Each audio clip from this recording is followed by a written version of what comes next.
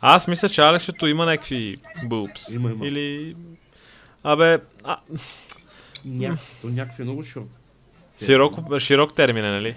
Охо! Ами аз мисля, че има. Някакъв е написал ФЦ Пловдив е написал а ти да ми лапаш оная работа. Това ли бара Анди Студио? Може би. Абе, май има нещо. Май.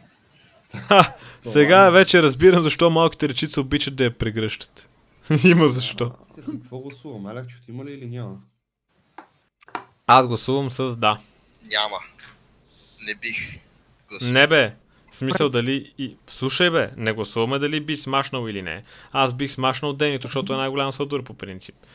Но... Най-голям клинджар. Реално Денката е най-големият сладур, брат. От всички тук Денито е най-малко крив.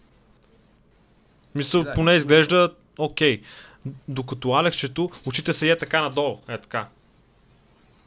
Потъгъл. Ние не виждаме какво показваш, ама да. Верно не виждате. Да. Пишете ми, качеклим една простия, че такова помагам на джонката на жена му. Треска шики на жената на Джонка са букук. Да, точно така. Фанахте. Добре, знаеш какво? Аре, ще го направя.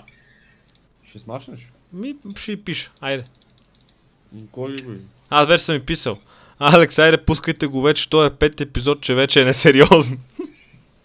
2021 ли бе? 2023. Виж какво съм писал в Someone Guess?